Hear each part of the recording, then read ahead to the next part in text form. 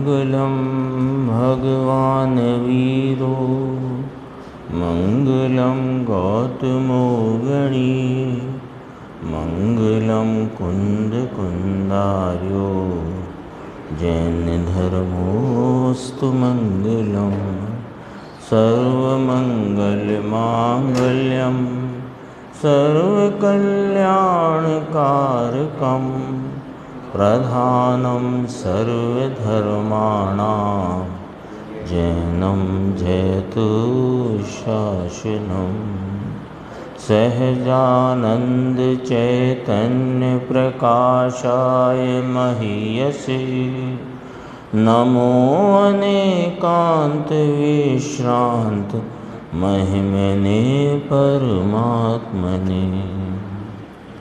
पंचास्तिकाय नाम का ग्रंथ है और इसकी मंगल शुरुआत अपन ने स्वाध्याय की कल करी। इसमें गाथा 1, उसकी टीका और भावा पूज्य गुरुदेव श्री के जो व्याख्यान हैं 1965 के, उनमें से कुछ अंश अपन देखते हैं। 69 के शायद 65 66, अच्छा 69 के होंगे, मुझे ऐसा याद था कि 65 66 के।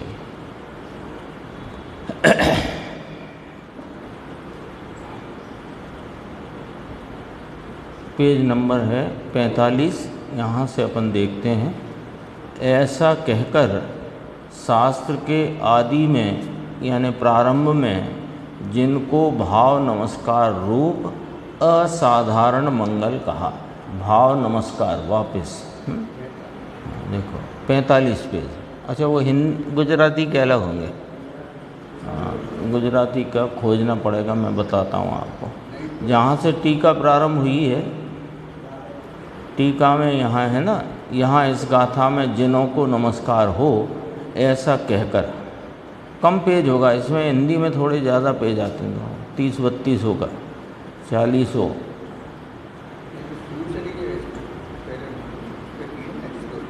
श्लोक की तो अपन ने कर ली चर्चा।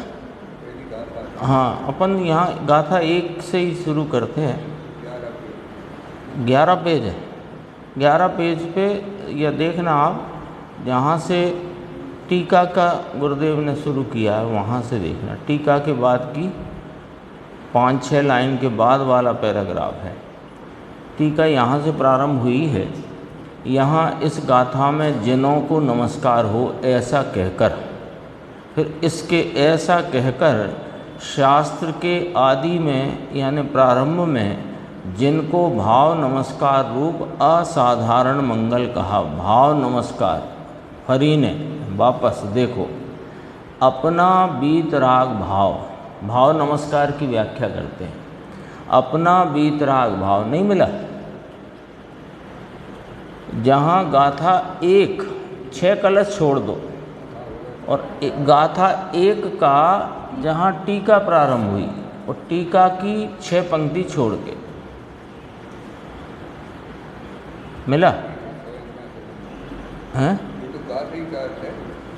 नहीं, ये तो गुरुदेव का प्रवचन गाथा के ऊपर। पहली गाथा आई होगी जिसमें एक प्रश्नोत्तर आया है, शास्त्र स्वयं ही मंगल है, उसका मंगल किस लिए किया जाता है, उसकी नहीं है, गुजराती हो तो पेज नंबर का फ़र्क है। हाँ, उसके बाद गुरुदेव ने व्याख्यान शुरू किया, सूत्र पाठ किया, फिर हिंदी पढ़ा, फिर थोड़ा सी चर्चा करके फिर टीका जहाँ लिखा है टीका, उसके बाद की 7 लाइन हैं, 11 पेज ही हैं, 11 पेज पे होगा। देखो मैं बोलूँगा आपको मिल जाएगा। भाव नमस्कार हरि ने देखो, अपना बीतराग भाव। ये गाथा 1 के 3 प्रवचन हैं शायद, तो पहले प्रवचन का अंतिम भाग है ये, कि भाव नमस्कार यानी अपना बीतराग भाव राग से हटकर स्वभाव की ओर नमा हुआ है, ऐसा जिन स्वरूप मेरा अपना, उसे नमस्कार। इसका नाम है भाव नमस्कार। भाव नमस्कार लिया ना, इसमें देख लो यदि दिखता होता। भाव नमस्कार कहा ना, तो भाव नमस्कार माने किसको नमस्कार? कि अपने शुद्धात्म स्वरूप, ऐसा ये जिन स्वरूप मेरा अपना, उसे नमस्कार। लो बात में तो ऐसा लिया, और जिनको भाव नमस्कार असाधारण मंगल कहा। यानी क्या कहना चाहते हैं कि नमस्कार तो हुआ अपने शुद्धात्मा को, किस भाव से? कि वीतराग भाव से। यानी राग की वृत्ति को छोड़कर वीतराग भाव से अपने उपयोग आदि पर्यायों का स्वभाव की ओर जो नमन हुआ, तो उसमें मेरे जिन स्वरूप जो अपना, उसको नमस्कार, उसमें नमन। तो बात तो ऐसी कही, पर उसे कही इस प्रकार कि जिनको भाव नमस्कार असाधारण मंगल है, ऐसा कहा। यानी अपने स्वभाव को नमे वे भगवान को नमे हैं। जो अपने स्वभाव को नमते हैं, झुकते हैं, आश्रय लेते हैं, वे ही वास्तव में जिनेंद्र परमात्मा अरिहंत सर्वज्ञ देव को नमन करते हैं। कौन? कि जो अपने स्वरूप को नमन करते हैं। जो अपने स्वरूप को नमन नहीं करते, वे वास्तव में सर्वज्ञ को भी नमन नहीं करते। क्यों? क्योंकि अपने स्वरूप को जाने बिना, उसका आश्रय लिए बिना सर्वज्ञ भगवान का क्या स्वरूप है वह पता नहीं। तो पता नहीं जिसका, उसको नमन कैसे? ये वाली टेक्निक या ये वाला लॉजिक यहाँ पर रखा। देखो, वे अपने स्वभाव को नमे, वे भगवान को नमे हैं। शुद्ध चिदानंद आनंद कंद प्रभु, अनाकुल शांत रस का कंद ध्रुव बीज। बीज, उसको कंद ध्रुव बीज ऐसा कहा। उसमें काय का? शांत रस का कंद, कैसा? ध्रुव रूप, और फिर शांत रस का बीज। क्यों बीज क्यों कहा और कंद क्यों कहा? दो शब्द आए ना, एक कंद आया, एक बीज आया। ध्रुवता तो उसका स्वरूप ही है। कंद के उपमा से वह संपूर्ण आनंद स्वरूप, शांत स्वरूप है। ये कंद की उपमा से कहा। और बीज की उपमा दी कि ये वो है कि जो परिणति इसमें नमे, उसमें आनंद ही आनंद लहलहाए, इसलिए बीज की उपमा दी। दो शब्द लिए गुरुदेव श्री ने, अनाकुल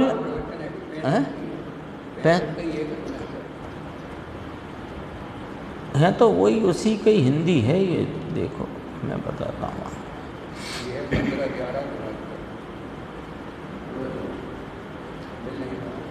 अच्छा अच्छा, देखते हैं।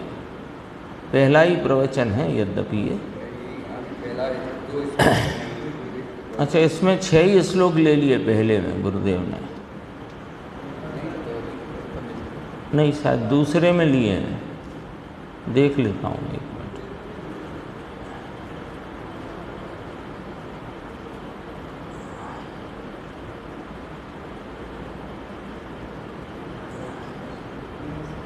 कलश, ये प्रवचन है 6/12/63 का।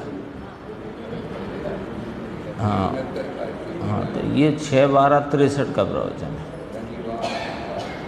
शुक्रवार 6/12/63, श्लोक 2 से 6 और गाथा 1, प्रवचन नंबर 2।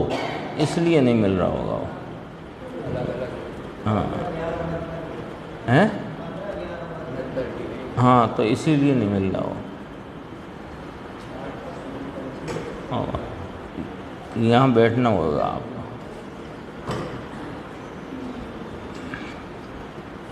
वो होगी ना चौकी बड़ी वाली।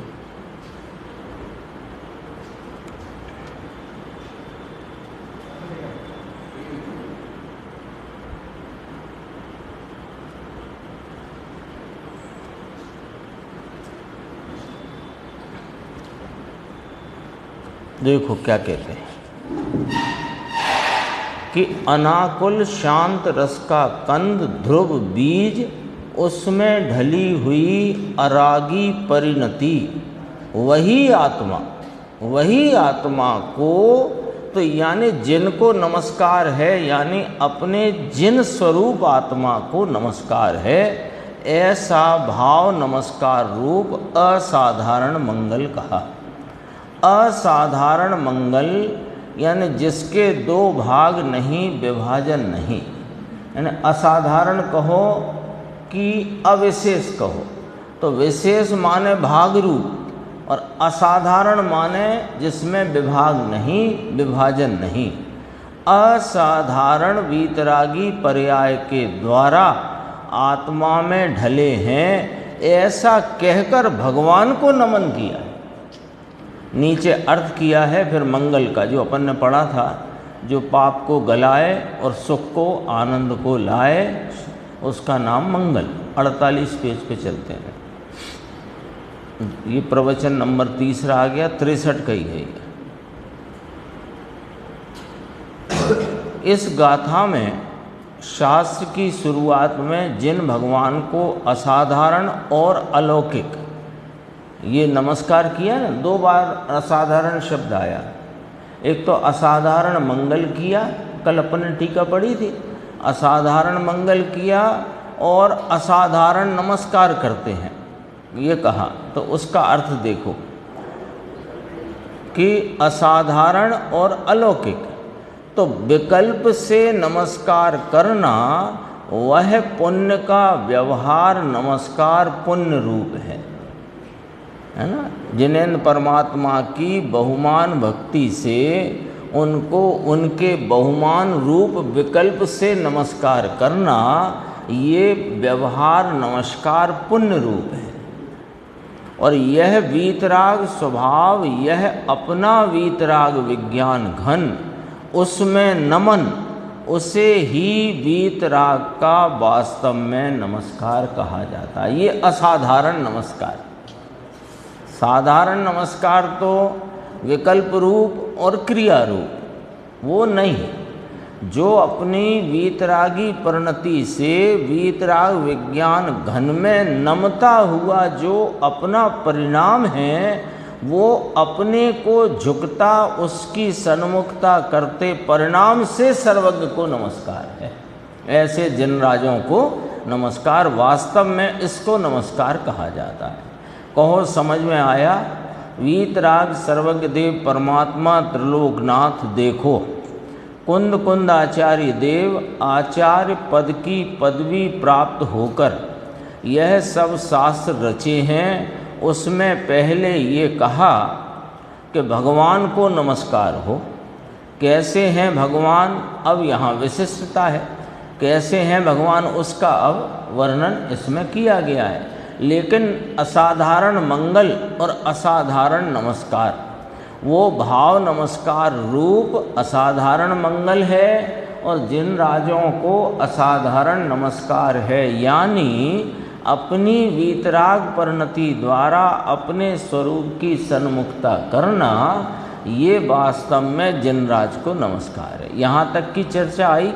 अब कहते हैं वे भगवान को नमस्कार कहा, वे कैसे हैं? तो 51 पेज पे चलते हैं। ये सब बीच में अपन ने पढ़ाई है। अनादि प्रवाह से प्रवर्तते तीर्थंकर, और उनको 100 इंद्र, वे भी अनादि प्रवाह से नमते हैं, नमस्कार करते हैं। ये देखो 51 पे अपन देखते हैं कि एक तो इतना कहा था, एक पॉइंट वो याद कर लिया अपन ने यहाँ स्मरण में, कि जो अनादि प्रवाह से चलते आए हैं तीर्थंकर या अरिहंत भगवान, और उनको 100 इंद्र नमते हैं, वे इंद्र भी अनादि से हैं, और जिनको वे नमते हैं ऐसे जिनेंद्र परमात्मा भी अनादि से है। और उनकी जो वाणी है उसकी चर्चा अब करते। एक पॉइंट तो ये हो गया कि 100 इंद्रों से वंदित हैं। अब दूसरा पॉइंट कि ऊर्ध्व अधो मध्य लोकवर्ती समस्त जीव समूह को, यानी 3 लोक में 3 लोक पूरे लिए, और उसमें वर्तता संपूर्ण जीव समूह। 3 लोक लिए, उसमें वर्तता समस्त जीव समूह। समस्त जीव समूह को निर्वाद विशुद्ध आत्म तत्व की उपलब्धि का उपाय कहने वाली होने से जिनकी वाणी उनकी वाणी हितकर है। न इसमें विशेषता क्या है? देखो गुरुदेव कहते हैं यहाँ तो सब जीव समूह को लिया, कोई मनुष्यों को या देवों को लिया है ऐसा न कहा। समस्त जीव समूह, समस्त जीव समूह को हितकर है, जो इसे समझ ले उसे हितकर है। त्रियंश हो, गति त्रियंश की हो, नरक की हो, देव की हो, मनुष्य की हो, कोई हो, समस्त जीव समूह ले लिया। एक और अनंत तीर्थंकर, उनकी वाणी तीन लोक में रहे हुए समस्त जीव समूह को कैसी है कि देखो न्याय रखा पूरा। निर्वाद विशुद्ध आत्म तत्व की उपलब्धि का उपाय कहने वाली होने से हितकर है। विशुद्ध भगवान ये इसका अर्थ करते हैं, विशुद्ध आत्म तत्व की उपलब्धि। किसकी उपलब्धि कराने वाली है? जिसके लिए इसे हितकर कहा, तो कहते हैं विशुद्ध भगवान आत्मा, निर्मलानंद, शुद्ध ज्ञायक भाव, वीतराग स्वभाव वस्तु आत्मा, ऐसे विशुद्ध आत्म तत्व की उपलब्धि। उपलब्धि का अर्थ है अनुभव, अनुभव का उपाय निर्वाध रीति से कहने वाली है। इसकी कथनी में भी कोई बाधा आती नहीं और उपाय रूपता में भी कोई बाधा आती नहीं। वीतराग की वाणी आत्मा के उपाय को निर्वाध रूप से कह सकने वाली है। दूसरे की वाणी ऐसी नहीं हो सकती, ये नियम है।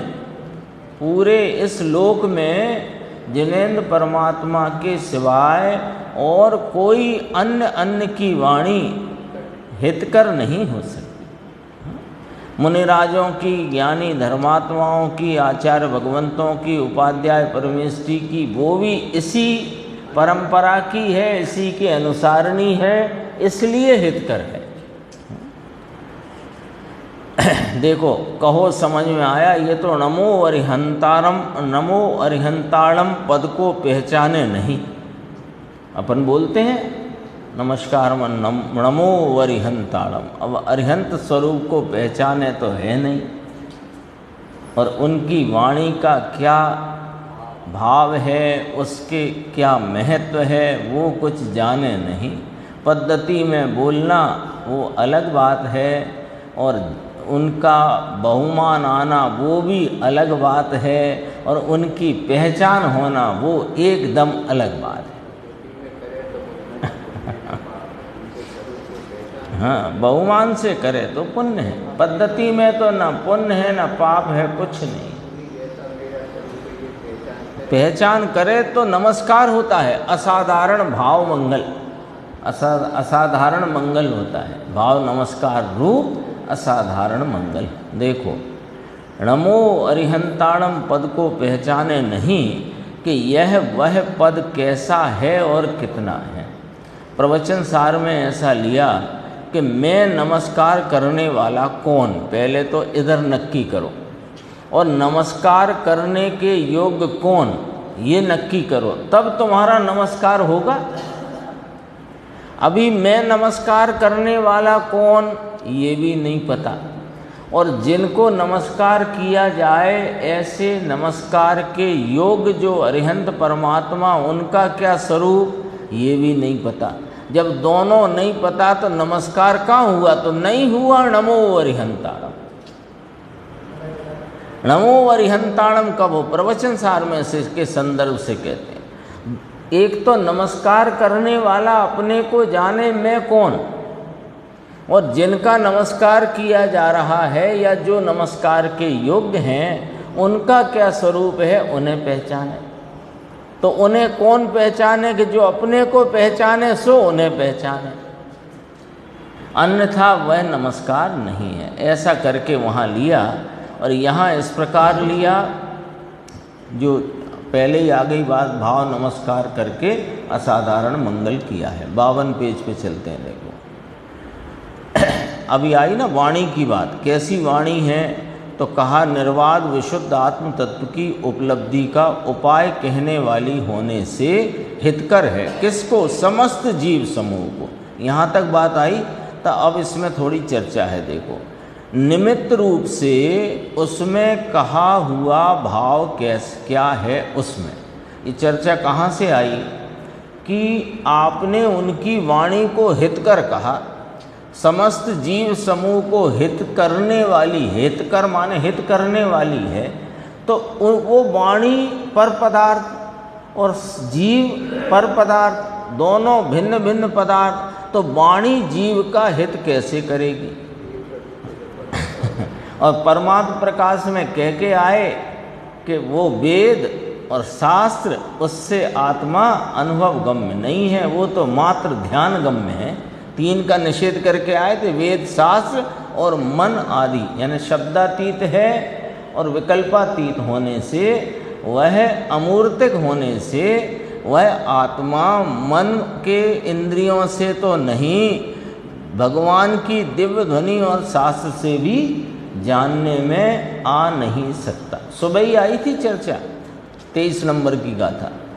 और अभी कहा मंगलाचरण में पंचास्तिकाय के आचार्य कुंद कुंद भगवान ने कि उनकी वाणी समस्त जीव समूह को निर्वाद रीति से आत्म तत्व की उपलब्धि का उपाय बताने वाली होने से हितकारी है, हित करने वाली है।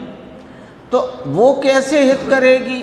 तो कहा उसे जब जीव स्वयं हित भाव में परिणमता है तो उसको वहाँ निमित्त कहने में आता है। ये चर्चा खड़ी हुई। तो देखो निमित्त रूप से उसमें कहा हुआ भाव क्या है, उसमें ये कहने वाला है कौन? अरिहंत भगवान की वाणी। वह यह बताने वाली है कि तेरा क्या स्वरूप है। उसका अर्थ ये है कि वाणी में ये कहा वैसा वे पाते हैं। सुबह भी आया था टीका में 23 नंबर, मिलानी कर लेते हैं जब अपने ख्याल में है तो। 23 नंबर गाथा की टीका में आया, जो शास्त्र द्वारा ध्यान को प्राप्त करते हैं उन्हें आत्मा प्राप्त होता है, आया था। यहाँ भी यही बात आई। वाणी में ये कहा कि तुम जैसा मैं पर्याय में विराज रहा हूँ, ऐसे ही ऐसे तुम स्वरूप से त्रिकाल विराजमान विद्यमान हो। ये बात जब स्वीकार करी तो उसने पाया। तो वाणी में ये कहा वैसा वे पाते हैं। अब देखो क्या कहते हैं, जीव सुनने वाले उसमें से ये छांटते हैं। भगवान की वाणी जो आई और द्वादशांग रूप से वह सूत्र रूप शब्द रूप गणधर परमात्मा के द्वारा हमें प्राप्त हुई, तो उसमें से क्या छांटना, ये यहाँ पर चर्चा है। उसमें से यह छांटते हैं कि वीतराग की वाणी में निर्वाद विशुद्ध आत्म तत्व के अनुभव की प्राप्ति का उपाय है। उस पूरी वाणी का सार क्या कि वाणी में ये छांट लिया, आचार्य कुंद कुंद देव ने छांट लिया, और यही प्रत्येक आत्मार्थी जीव छांटता है, और जो छांटता है सो पाता है। क्या क्या छांटता है वो? ये वीतराग की वाणी में तो बहुत कुछ आया, कर्मों की व्यवस्था, उनकी उदय विच्युति आदि बहुत सारी चर्चा आई। तो उसमें से छांटना क्या?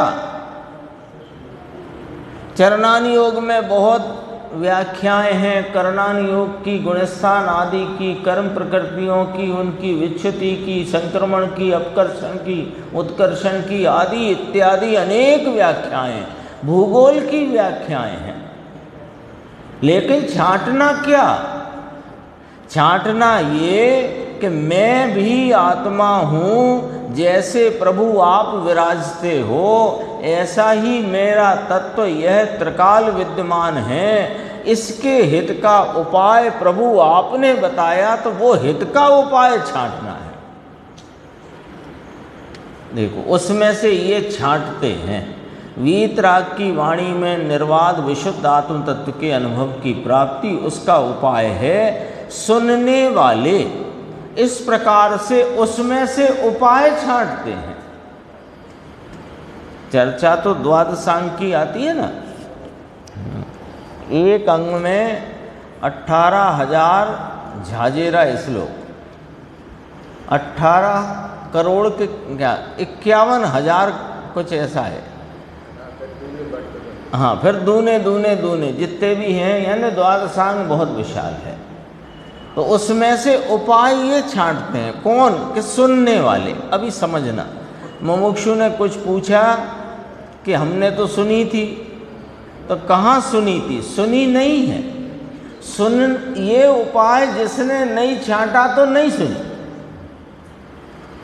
सुनी नहीं। फिर गुरुदेव ने समय सार को यहाँ याद किया कि हाँ, श्रुत परिचित अनुभूता सब काम भोग बंधन की कथा, उसमें सुनते हुए राग ठीक है, ये है अपनी रुचि से सुना हुआ। और कहे कि मैंने जिनवाणी सुनी, जिनवाणी सुनी, शास्त्र सुने, शास्त्र पढ़े और निकाला क्या उसमें से कि राग ठीक है।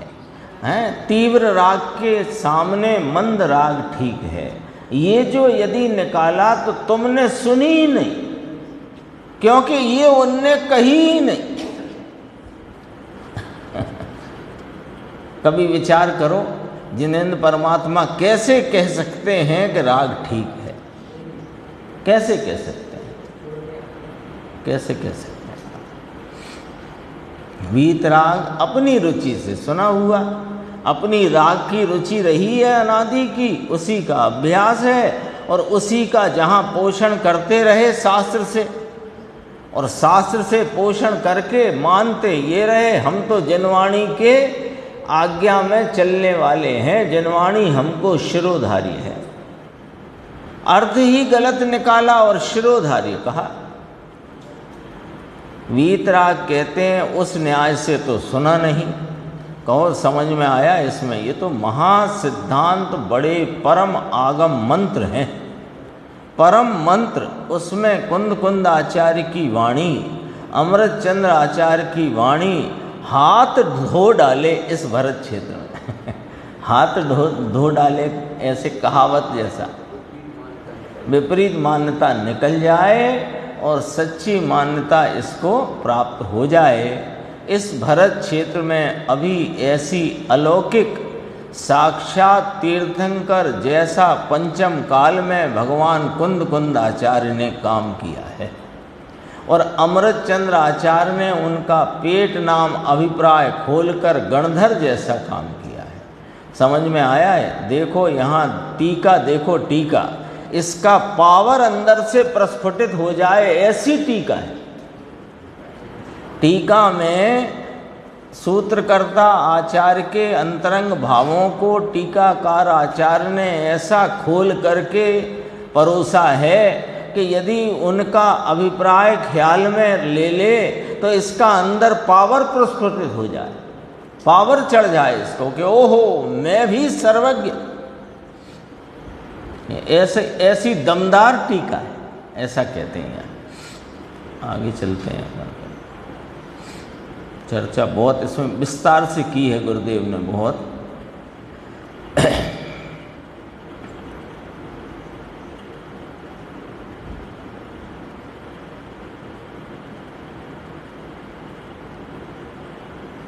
ये देखो फिर क्या दूसरा आ गया, कैसी है वाणी, परम हितकर की बात करी।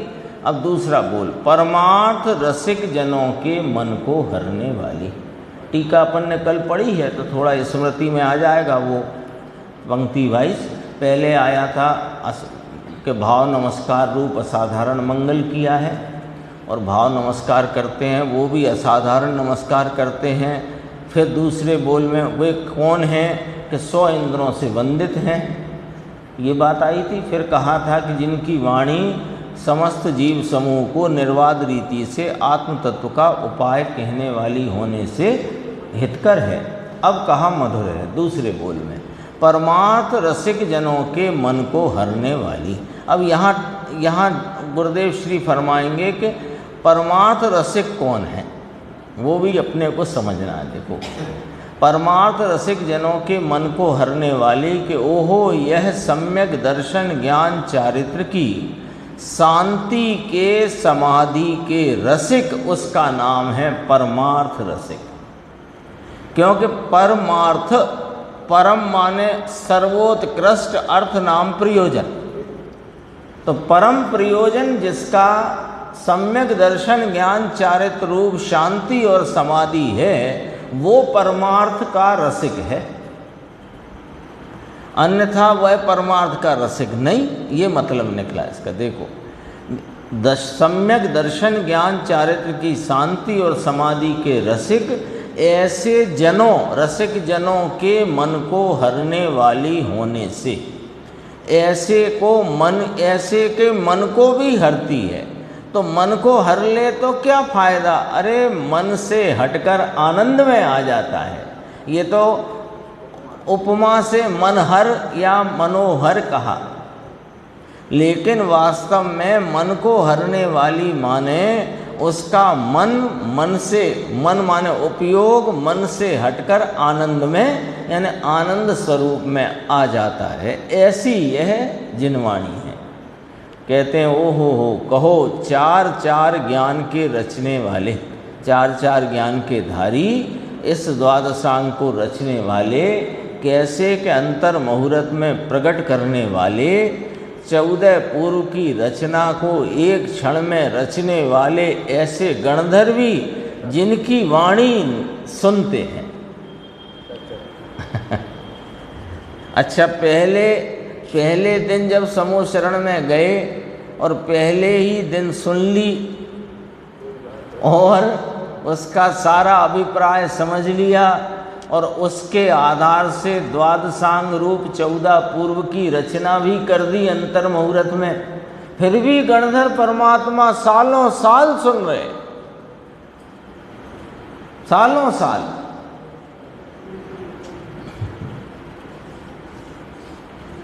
है ना, अपन महावीर भगवान का ही देखें तो 12 वर्ष तक समूह शरण रहा, आदिनाथ का 1000 वर्ष तक।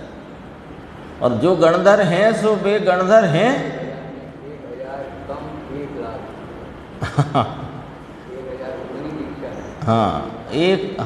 1 लाख पूर्व का उनका केवल ज्ञान का, तो 1000 वर्ष कम कर लो उसमें, फिर वे सिद्ध हुए आदिनाथ भगवान। और ये तो बहुत छोटी गिनती है महावीर भगवान की 12 बरस की। तो 12 बरस भी तो देखो, जो अपने को तो ये लगता है कि 85 का है, हमने तो पढ़ा हुआ है, हमें तो पहले ही मालूम है। वहाँ तो 85 क्या ऐसे अनेकों 85 समा जाएं, वो ज्ञान उनके दिव्य ध्वनि के निमित्त से प्राप्त होकर 4 ज्ञान के धारी अंतर मुहूर्त में 14 पूर्व की रचना करने की जिनकी छायोपशमिक सामर्थ्य है, वे गणधर भगवान वहाँ पर नमन करके जिनेंद्र परमात्मा की वाणी सुनते हैं। वो वाणी कैसी होगी और उस वाणी जिनकी है वे कैसे होंगे, और वे जैसे हैं वैसा मैं हूँ नहीं। अब कोई जाते होंगे तो पता नहीं, मुझे नहीं जाते गणधर पहले मोक्ष चले जाएं, ऐसा नहीं। और चले जाएं तो गणधर पद छोड़कर,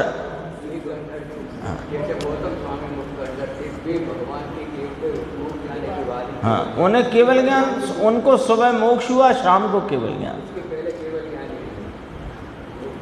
है ना। मूल बात क्या अद्भुत है कि उस बात को वे सुन ही रहे हैं मंत्र मुग्ध होकर, मनहर है। ये इसी का तो वर्णन चलता है, परमार्थ रसिक जनों के मन को हरने वाली। तो परमार्थ रसिक में सबसे ऊपर गणधर भगवान को लिया, लो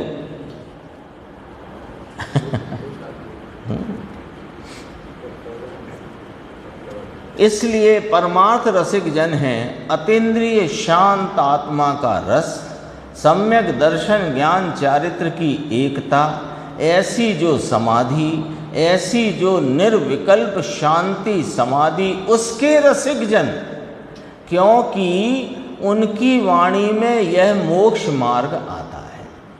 मोक्ष मार्ग इस पूरे लोक में किसी की वाणी में नहीं आता है।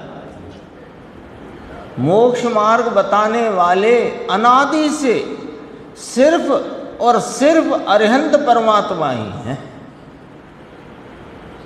और उन्हीं की परंपरा में आचार्य आदि और ज्ञानी साधक लोग बताते हैं। लेकिन मूल है ना, वो मूल ग्रंथ कर्तारा सर्वज्ञ देवा। लोक में कोई नहीं है, क्योंकि कोई सर्वज्ञ ही नहीं है उनके अलावा। जो सर्वज्ञ हो और वीतरागी हो वही हितोपदेशी होता है, ये पॉइंट पकड़ना। जे सर्वज्ञ तो हो, ऐसा होता नहीं, पर अपन विचार करते हैं। सर्वज्ञ हो और वीतरागी ना हो तो हितोपदेशी नहीं होगा, और वीतरागी हो और सर्वज्ञ ना हो तो उपदेश नहीं दे सकता। इसलिए वीतरागी सर्वज्ञ ये दो लक्षण हैं, इसलिए हितोपदेशी है। ये पहले पॉइंट का हिसाब या उसका संदर्भ।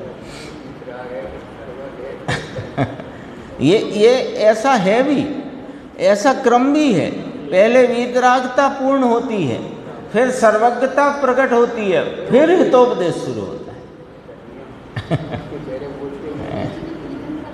है।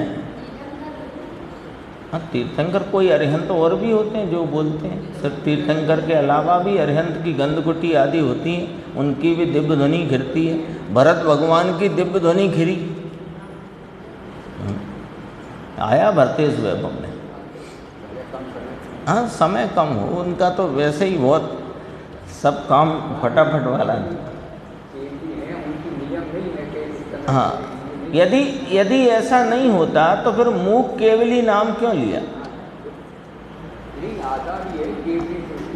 हाँ, तो केवली उपदेश देते हैं, हितोपदेशी हैं, मन को हरने वाली। लेकिन मुख्य रूप से तीर्थंकर हैं जिनका समूह शरण ऐसा होता है, उनकी होए ही हो। हाँ, वे मोक्ष चले जाएं ऐसा नहीं हो सकता, उनका तीर्थंकरत्व ही ऐसा है।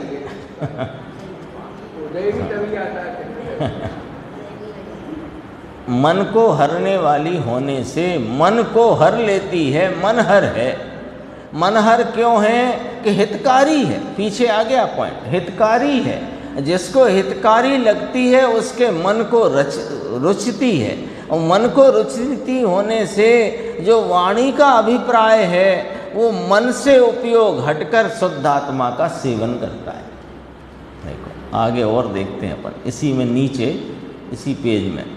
परमार्थ रसिक जनों के, यह आत्मा के रस के रसिक जनों के, ऐसा कहते हैं। देखो अब ये वाणी कौन को अच्छी नहीं लगती, सुनना अब जरा, कि राग और पुण्य और विकार के रसिक जनों को वीत राग की वाणी मधुर नहीं लगती। जब बात आई है सामने तो दूसरा पहलू भी आएगा ही ना। परमार्थ रसिक जनों के मन को हरने वाली है, तो जो परमार्थ रसिक नहीं हैं उनको ये अच्छी नहीं लगती। तो कहा वो भी तो सुनते ही हैं और बहुत भक्ति बहुमान विनय पूर्वक सुनते हैं। अरे दरअसल में उनका भक्ति बहुमान विनय सब पद्धति रूप है। बहुमान असल तो तब आए जब वह अपने स्वरूप का रस हो।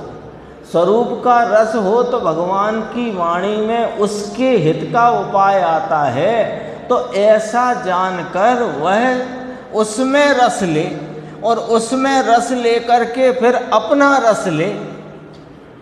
और जो राग के रस में पड़ा है उसे ये मीठी नहीं लगती, उसे ये लगती है कि ये तीर्थंकर की वाणी है, सुनना चाहिए। बस स्पष्ट बोला है यहाँ देखो, राग और पुण्य और विकार के रसिक जनों को, पुण्य आ गया कि नहीं आ गया इसमें, राग और पुण्य और विकार के रसिक जनों को वीतराग की वाणी मधुर नहीं लगती। उन्हें तो ऐसा लगता है कि ये क्या कहते हो, ये आप क्या कहते हो, शुद्ध आत्मा का आलम्बन लो, हैं सर्व ओर से उपयोग को समेटकर, मन और इंद्री का अवलंबन छोड़कर एक उपयोग को सीधा अपने शुद्धात्म स्वरूप में जोड़ो, उसमें ही उपयोग को लगाओ, यही काम कहने करने को कहते हो। कुछ हमको पुण्य हो, कुछ पैसा मिले, कुछ स्वर्ग मिले, कुछ हमको सुख का श्वास आए, बाहर में बहुत दुख है हमको। कोई को ऐसा होए कि दुख का प्रतिकूलता का बहुत हो सिस्टम उदय जैसा हो उसके निमित्त से उसको लगे कि सुख की कोई श्वास आए तो हम भगवान की भक्ति इतनी करते हैं, उनकी वाणी सुनते हैं और प्रतिकूलता दूर होती नहीं, पुण्य कोई बंद नहीं रहा। आप कहते हो कि पुण्य भी कोई अच्छी क्वालिटी का नहीं है तुम्हारा, उसको क्या बहुमान आएगा। अपन तो ये विचार करते हैं क्या बहुमान आएगा जिन्हें परमात्मा।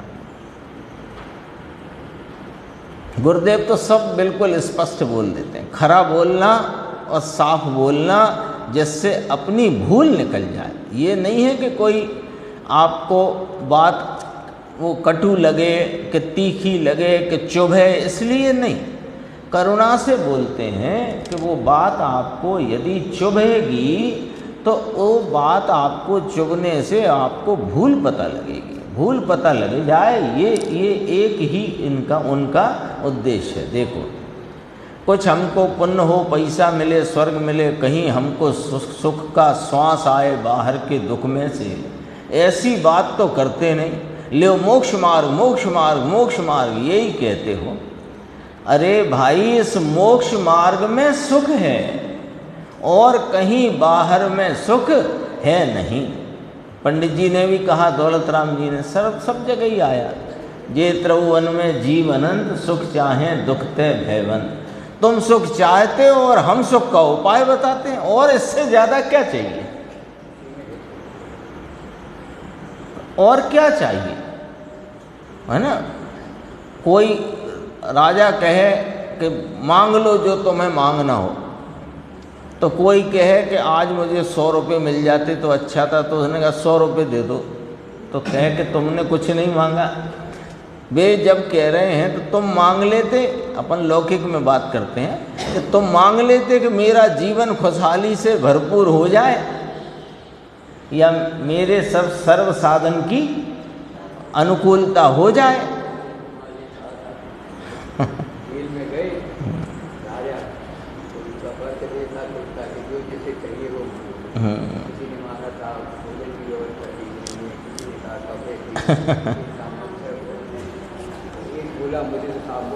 मुक्त कर दो भोजन तो मैं सब कर लूँगा।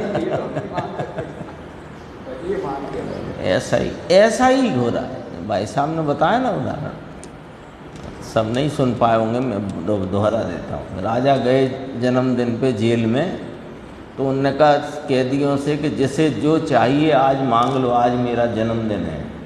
तो कोई ने भोजन की व्यवस्था के संबंध में, कोई ने वहाँ हवा पानी की संबंध में, अनेक प्रकार की अपनी अनुकूलताओं को मांगने की बात कही। पर कोई एक समझदार था, उसने कहा मुझे मुक्त कर दो, तो फिर ये व्यवस्था अपने आप से ठीक हो जाएगी। ऐसे ही इस मोक्ष मार्ग में सुख है, मोक्ष मार्ग में आ जाओ, सुखी हो जाओगे साधी अनंत काल के लिए। और सुख कब प्रारंभ हो जाएगा कि इस आत्मा को निहारते ही सुख प्रारंभ हो जाएगा, उसी क्षण। अरे कहीं बाहर में सुख है नहीं। ऐसा जो परमार्थ स्वभाव के रसिक जीव हैं, उन्हें वीतराग की वाणी मधुर लगती है। अब देखो शब्द क्या लिखा, बाकी कायरों को कटु लगती है। जो अपन बोल देते हैं ना, भैया धर्म तो बड़ा कठिन है, ऐसे बोल देते हैं सामान्य लोग बाग। हाँ, लोहे के चने चबाने जैसा है, कठिन है। अब ठीक है, पंचम काल है, जित तो पल जाए उत तो ही ठीक है। अब पल जाए क्या है, तुम बैठे हो अपना स्वरूप साधो। लूखी वाणी वीतरागपना बतलाने वाली है। अरे मोक्ष मार्ग वीतराग है, पूर्ण वीतराग होने का उपाय वह वीतराग मार्ग है। अंदर में जिनेंद्र परमात्मा की वाणी में ये वाली बात आई है। और देखते हैं आगे, देखते हैं इसमें बहुत चर्चा ली गुरुदेव ने। एक नूर जहाँ की भी चर्चा आई, फिर अमरचंद दीवान की चर्चा ली।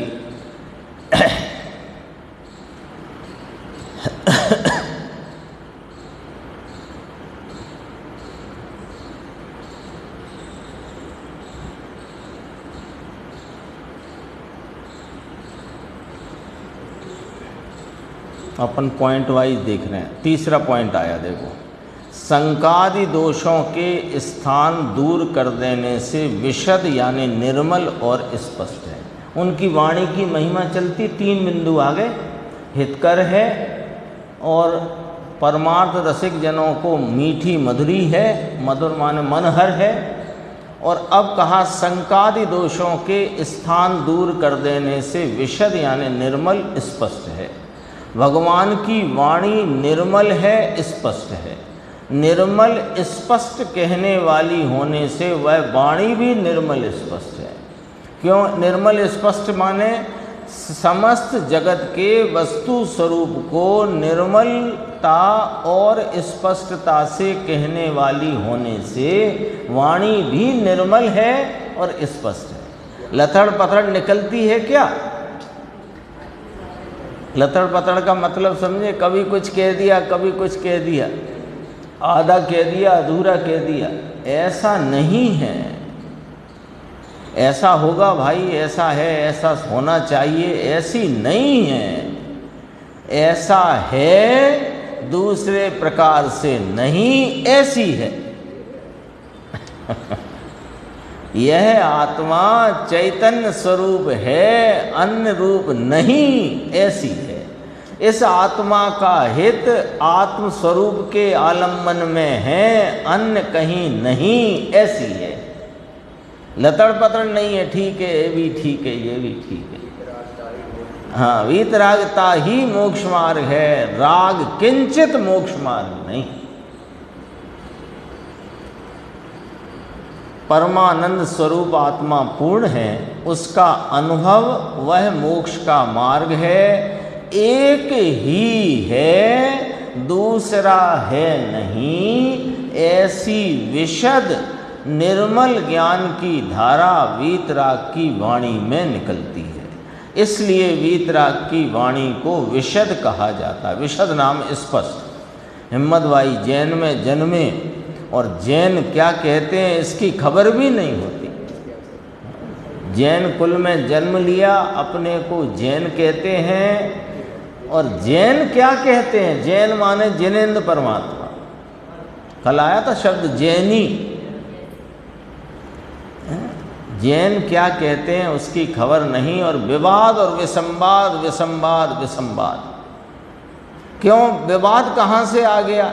जब जिनेंद्र परमात्मा की वाणी लतड़ पथड़ है नहीं, स्पष्ट है, विशद है, सब कुछ निर्मलता से कहने वाली है, चेतन अचेतन पदार्थों का स्वरूप स्पष्टपने कहने वाली है, फिर ये विसंवाद कहाँ से आया?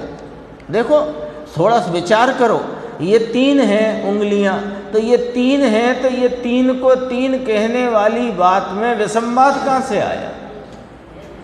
विचार करते हैं कि यहाँ से आया कि वे जो कहते हैं वो तुम्हें इसलिए स्वीकार नहीं क्योंकि तुम्हें राग की रुचि है और वे वीतरागता की बात कहते हैं।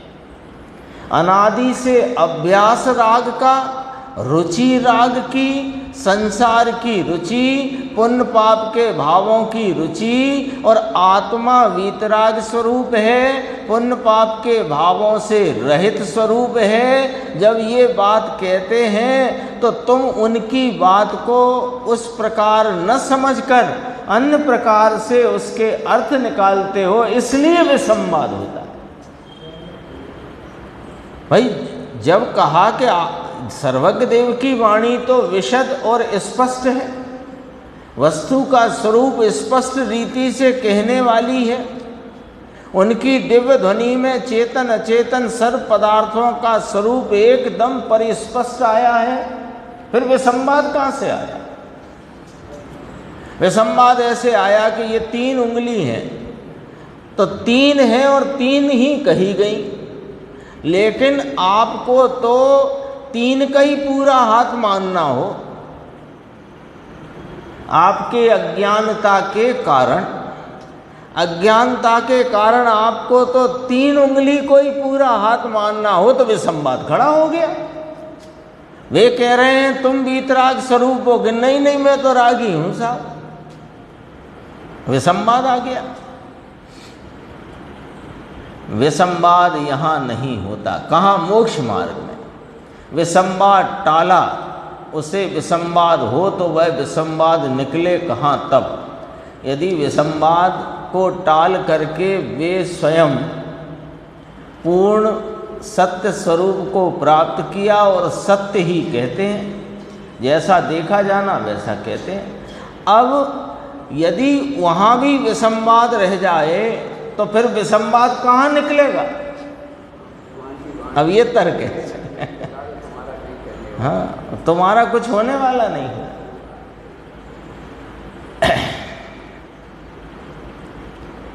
ये और देखते हैं। पूर्ण स्वरूप सर्वज्ञ हुए, इसलिए यथार्थ स्वरूप का उपदेश करने वाले होने से इस कारण विचारवंत बुद्धिमान पुरुषों के वे बहुमान के योग्य हैं।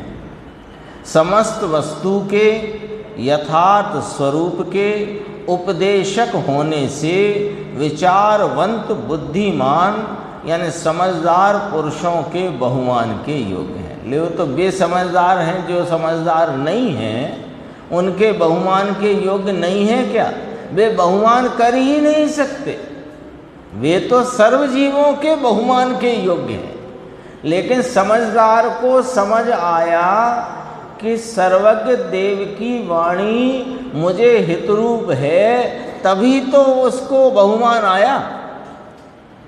जिसने अपना हित रागादि पुण्य पाप आदि भावों में खोज रखा है, उसे बहुमान कैसे आएगा? तो कहा समझदार पुरुषों के बहुमान के योग्य हैं। भगवान देखो, विचारवंत चतुर पुरुषों को बहुमान करने योग्य हैं वे, क्योंकि मूर्ख तो चीज को समझता ही नहीं और उसे तो उसका बहुमान आता नहीं। बस थोड़ी एक पंक्ति, 3 पंक्ति हैं तो ये विषय पूरा होगा।